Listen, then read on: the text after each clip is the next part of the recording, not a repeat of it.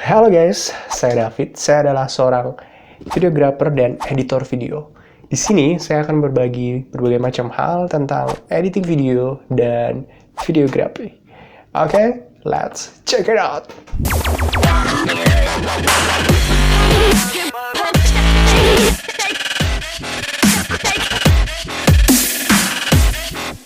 Oke guys, sebelum kita mulai proses editing, saya ingin membagikan informasi sedikit tentang Adobe Premiere Pro. Adobe Premiere Pro ini adalah sebuah aplikasi editing video pastinya yang dibuat oleh perusahaan perangkat lunak Adobe.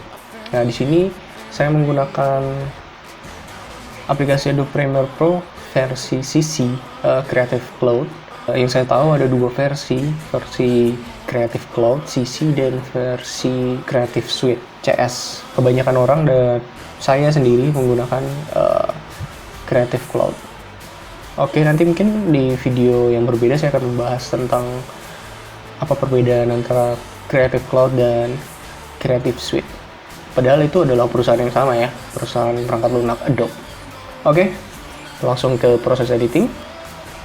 Kita buka dulu aplikasi Adobe Premiere Pro kita. Saya di sini menggunakan versi 2019, yang 2020 sudah keluar, udah lama banget keluar.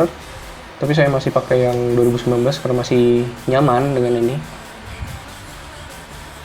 Kemudian kita klik new ke project.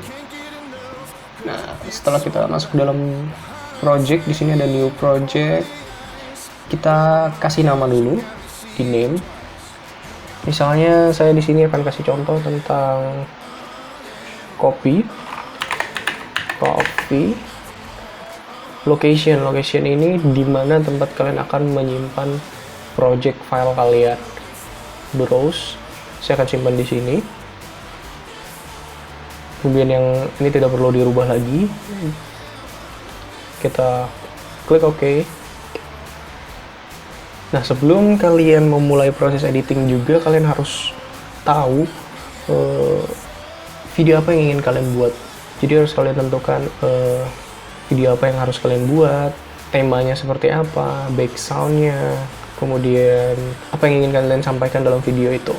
Jadi kalian harus memplanning dulu semuanya itu sebelum kalian membuat video. Agar ketika kalian membuat video, mungkin ketika kalian tag di lapangan, ngambil footage, itu kalian tidak bingung, kalian konsep dulu semuanya. Walaupun kalau sudah di lapangan, terkadang kita out of concept, kita nggak selalu benar-benar seperti yang terjadi di lapangan, seperti apa yang kita konsepkan.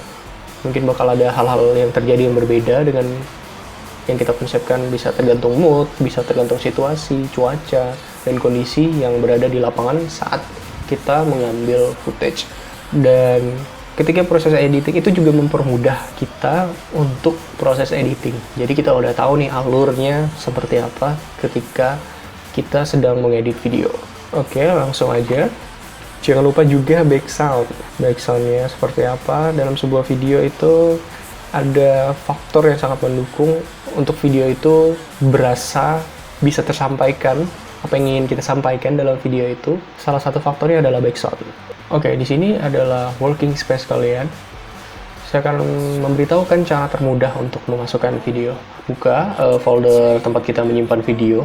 Di sini kita klik kiri, tahan, kemudian masukkan ke timeline. Kita drag ke timeline. Nah, maka dia langsung menyesuaikan. Oke, di sini saya akan menjelaskan sedikit tentang apa yang ada di sini. Di sini ada V1, V2, V3, A1, A2, A3. Untuk V1 sampai 3 ini adalah video. Nah, jadi dia videonya. Kemudian A1 sampai 3 ini adalah audio. Kenapa dia ada 1, 2, dan 3? Ini kita bisa tumpuk nih jadi 3 video di sini. Saya kasih contoh ya. Kita drag lagi, klik kiri, tahan, masukkan sini. Nah, ini tumpukan kedua. Kemudian saya drag lagi, ini tumpukan ketiga. Kemudian di sini sudah nih sampai 3 doang. Sebenarnya tidak. Kalian bisa tambahkan lagi di atasnya jadi V4, V5 dengan cara yang pertama itu kalian bisa drag lagi videonya. dari folder penyimpanan video kalian ke sini, ke atasnya ini, atas kosongnya ini kita taruh sini, maka dia akan jadi V4. Dari sini juga kita bisa nambah jumlah tumpukan videonya jadi V5 dengan cara klik pada video ini, tahan, kemudian tarik ke atas, maka jadi V5. Oke, seperti itu cara mudahnya. Di sini ada mata. Lambang mata ini untuk mematikan videonya jika kalian ingin mungkin mengedit yang bagian bawahnya atau melihat footage apa yang ada di bawah sini, kalian tidak perlu menggesernya lagi, kalian cukup matikan matanya. Kemudian nah, ini adalah V2 yang terlihat di sini, dan saya matikan. Ini adalah V1 yang terlihat di sini. Sama juga dengan audionya. Audionya bertumpuk banget ini. Ini bercampur banget audionya. Nah, sini kalian juga bisa ngecek audionya. Misalnya kalian mau cek audio yang nomor 1, kalian di sini ada M, mute, sama ada solo track. Saya akan jelaskan tentang yang mute ini. Ya, kalian tinggal klik, maka di sini yang tidak diklik pada audio 1 yang akan terdengar. Kemudian kalau kita mute semua, maka tidak ada audionya. Kita langsung ke lanjut lagi. Biasanya saya matikan dulu audionya agar audio asli dari video ini tidak terdengar, untuk membuat video yang hanya ada video dan background atau musik. Kemudian saya masukkan lagi video-video yang lainnya. Saya ada 3, 4. Oke, saya buat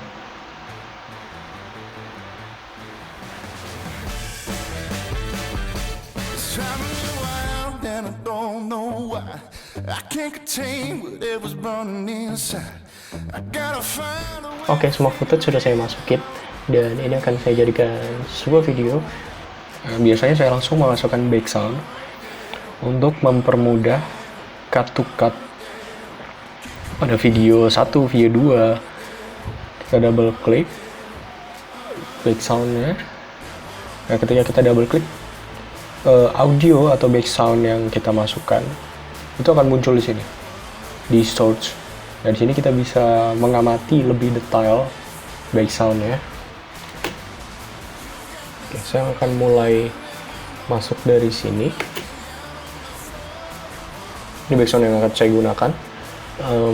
Kalian bisa menggunakan background apa aja, sesuaikan dengan video yang akan kalian buat. Oke.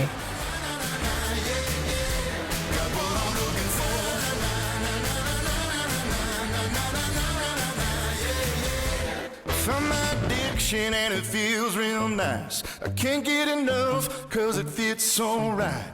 The hotter the flame. Dalam proses editing atau di dalam timeline-nya ini ada resolusi yang berbeda. Ini resolusi Full HD yang pertamanya, dan ini resolusi HD. Caranya agar dia menyesuaikan resolusinya dengan yang Full HD adalah dengan klik kanan, kemudian scale to frame size. Jadi ini seperti kita zoom, menyesuaikan dengan frame size yang ada. Oke, dia akan menjadi seperti ini. Kemudian video selanjutnya juga masih HD. Kita sesuaikan lagi frame size-nya dengan kita blok seperti ini. Karena semuanya video yang ke belakang ini adalah video HD. Kita klik kanan, kemudian kita scale to frame size, maka semuanya akan sesuai dengan frame yang ada. Oke, kita mulai lagi. Nah, ada satu hal lagi yang kalian harus ingat. Ketika kalian sedang editing, kemungkinan untuk terjadinya crash pada aplikasi ini ada. Jadi ketika kalian melakukan proses editing, pastikan selalu untuk nge-save. Mungkin setiap kalian mindahin footage, kalian gerakin, atau kalian masukkan efek, atau kalian atau mungkin setiap beberapa menit kalian harus save. Karena apa? Ketika terjadi crash, ini akan hilang editing kalian yang sudah kalian lakukan kalau kalian belum save. Cara cepatnya untuk save tinggal klik, bukan klik ya, tinggal pencet Ctrl S, maka dia akan nge-save dengan cepat.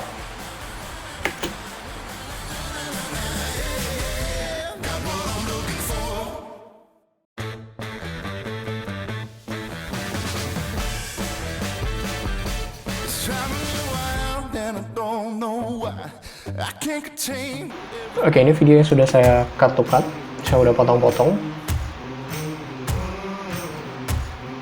Oke, dia terlihat seperti ini simple.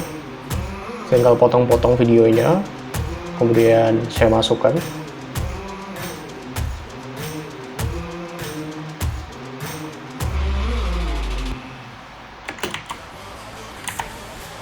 Oke, setelah video kalian buat, di sini kita lakukan proses rendering. Perhatikan in to out. In to out itu seperti tanda mulainya video dan tanda berakhirnya video. Klik I pada keyboard kalian. I. Nah, ini akan menandakan in kalian di sini. Kemudian pergi ke akhir video, kita zoom. Kalian tinggal klik O pada keyboard kalian. Nah, ini akan menjadi batas rendering kalian. Oke, next proses rendering, kita klik file, kemudian export media. Nah, ini adalah pengaturan renderingnya, atau cara simpelnya adalah dengan klik Ctrl dan M. Oke, di sini ada pengaturannya. Output name ini kalian klik, kemudian kalian cari folder di mana kalian menyimpan hasil rendering kalian. Yang saya akan menyimpannya di sini. Saya akan beri nama di file name ini, config save. Nah, untuk format, pastikan formatnya di H.264. Ada beberapa macam format.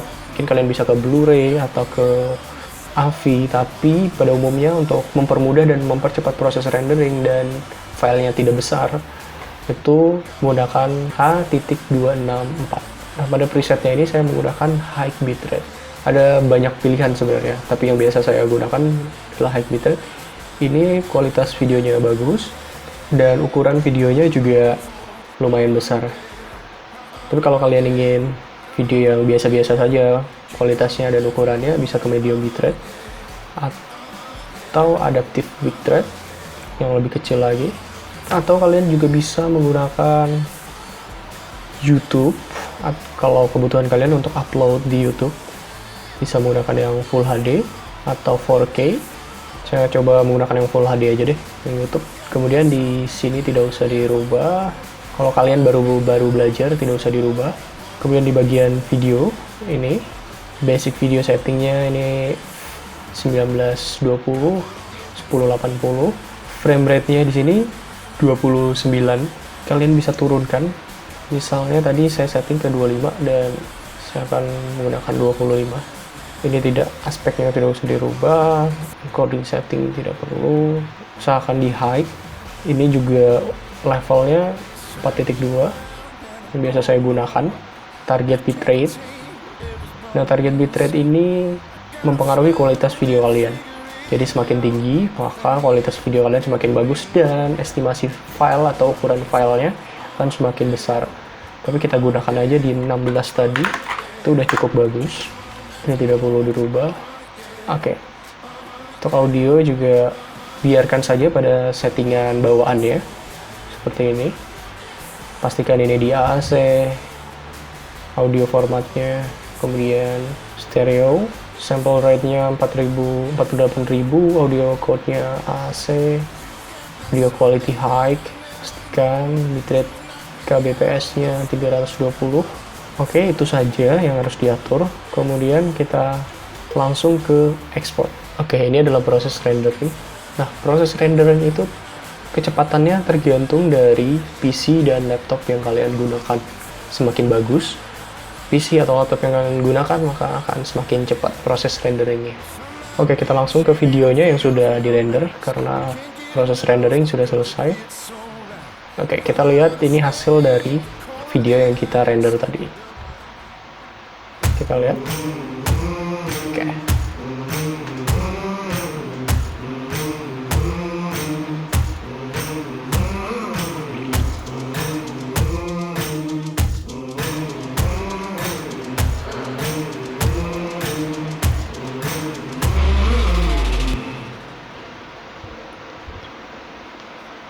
Oke, simpelnya seperti itu untuk editing video menggunakan Adobe Premiere Pro.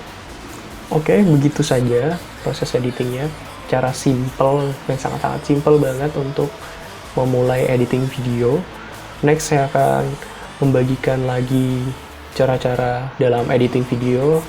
Dan jika ada hal-hal yang salah yang saya sampaikan yang kalian mungkin tahu, kalian bisa komen di bawah dan kalian mungkin bisa kasih, bang mungkin lebih bagus kayak gini, bro mungkin lebih bagus kalau caranya kayak gini lebih cepat, lebih mudah. Dan jika kalian suka video ini, kalian bisa like. Oke, thank you for watching and see you next time.